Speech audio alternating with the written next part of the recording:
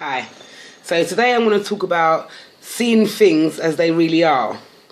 I think that, before I started on the law of attraction, I never saw things for what they really are, Each and every concept, journey, noise, anything that I heard, I always thought it was probably about me or worse, against me. It's very difficult to see things objectively when you're not awake.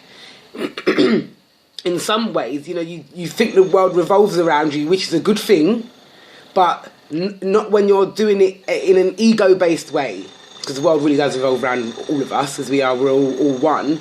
But when you're thinking about this in an egoic way, it can be negative. So, for example, scenarios, things happen and you react to it by way of the way it makes you feel, not by the story itself. So, for example, and I'm going to use an example that I read in one of Eckhart Tolle's book, you're in a restaurant, your soup comes and your soup's cold. Now, if you just say, excuse me, my soup's cold, could you please change it? That's okay, that's stating facts, they're saying something that's happened, and you're seeing things for what they really are. But then, when it's ego-based, or when you're not awake, and the waiter brings you out cold soup, it's now, how could you do this to me? How the hell could you bring me cold soup? How could you do this to me? And then you start to feel like the person has personally done you a wrong. Now, this type of thinking is really, really dangerous, but it's so small that it can almost be missed. You can almost not notice yourself doing it, or not notice another person doing it because it's so small. So you start to not see things as they really are when you start to think the world revolves around you, as if the chef in the kitchen has came out, looked at you and thought, okay, yeah, that one person there, I'm going to leave their soup on the side because they're getting on my nerves. I mean, no one's going to say that, especially in a restaurant that you've never been to before. No one knows you, it's your first time there, but you don't have those thoughts in your mind. You suddenly just take it personally. And when you take things too personally, that is not seeing things as they really are. There is an action, and then there is your reaction. You're over here with your reaction, okay? When you should stay here with the action. See what's happened, notice what's happened, and leave it there. I mean, if you do have to overanalyze a situation, which I don't think is a good idea, but if you do, at least do that objectively. All of this, is kind of like this, I'm being attacked syndrome. Why would someone say this about me? And why would someone write that on my Instagram? Why would someone put that on my Facebook? Why would they do this to me? And it's like, they haven't done it to you. That person's picked up their phone, their laptop, their whatever, and they've began to type what's in their mind. They haven't, in fact, done anything to you. It's the way that you feel about what they've done that makes you feel that they've done something to you. And I just think that it's really important for people to understand the difference in the dynamics. I mean, I had to learn and go through it. And it's been one hell of a ride catching myself doing things. So, for example, there's a lot of old triggers that used to get on my nerves, just the simplest, stupidest things, and I never noticed that I was letting these silly little things get to me and acting like, for example, I don't know, if the service on my phone stops working, how could you do this to me? Why is my phone doing this to me? And it's like, it's not really doing it to you, it's just happening to your phone, but you start to personalize it, and then you start to get off alignment, and then you're not seeing things as they really are. So the way to get over this is just awareness.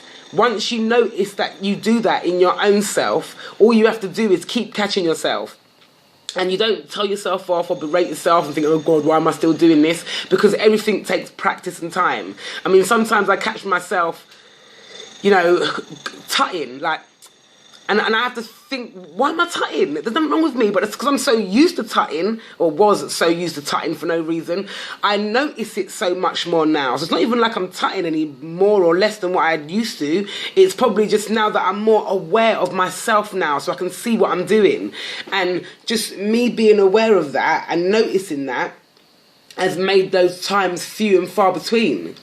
So, at the moment, I'm still in my joy. It hasn't gone anywhere. no matter what mood I'm in, even if, something seemingly seems to go wrong, which I know actually it hasn't, it's just the way that I feel about it, as I said to you earlier, when I'm in that state, even in the middle of that state, and even sometimes you want to feel upset, you want to. It's a balance in life, there's nothing wrong with it at the end of the day. You just don't drag it out and don't bring it out into too much negativity. But even when I'm trying to be, I don't know, angry or upset, there's that little bit inside me that's like, you're not even angry. You're just kind of going along with the motions, and I feel a little bit shame myself kind of thing when I do that. Do you know what I mean? It's like, okay, right, fine. Do you know what I mean? Or I just sort of sit there and I've got this look that just, I don't know if it's a look because obviously I can't see myself. It's more like a feeling. And the feeling is one of peacefulness, one of joy, knowing, acceptance, love. Do you know what I mean? So what's also been happening as well is that, things are starting to really synchronise. I keep on seeing 1111, 1111. I've been seeing it, every day now for a little while since I Googled it up to check what it was all about. I went on a filming set yesterday, not for my film yet, but you see how the law of attraction is bringing me closer to my dreams. My dream was to make a film, even though I have many dreams. I have MSI, multiple source of incomes, which I visualise about. One of which I'm doing now, which is just to pass my word on to people and hope I can help someone.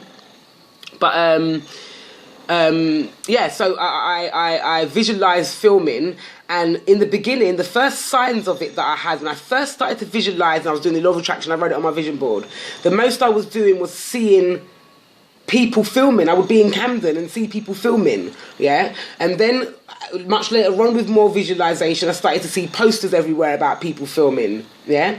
Much later, I went to talk to a director named Jonathan Ray about my film, just to get some advice. He was a friend of a friend, and I was that close to filming. And then before that, it was a friend after that, with more visualized. We're going on now, a year and a half has gone by, or 2 years, maybe a year and a half or so.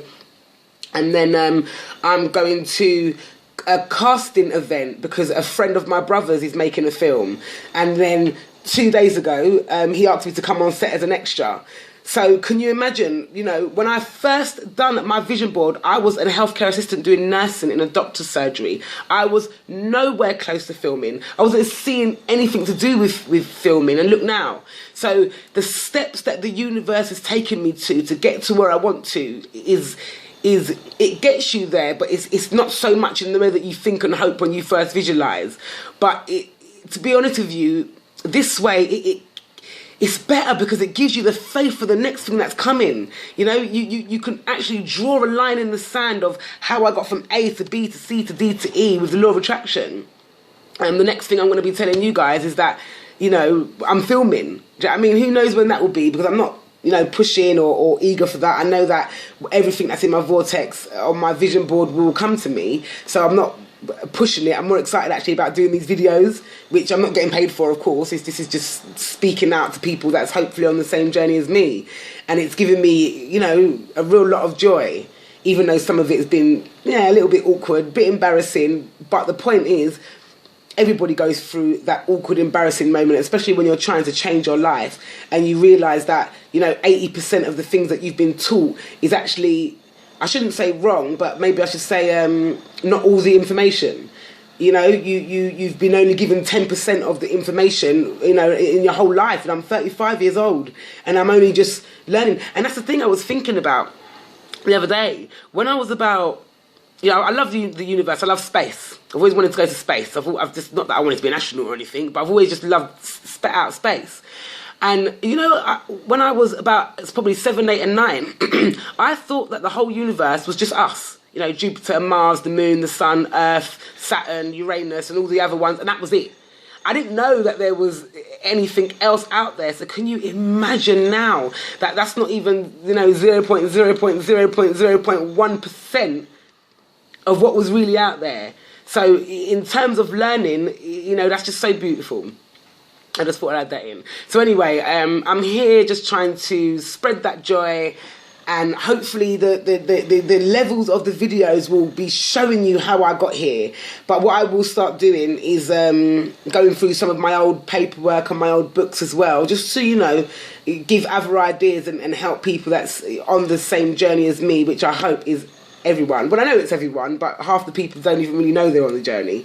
But I just hope that, you know, it's not even about journey to money or journey to spirituality. It's about journey to self, getting to know yourself and working with yourself, and then you can be happy, you can be joyous.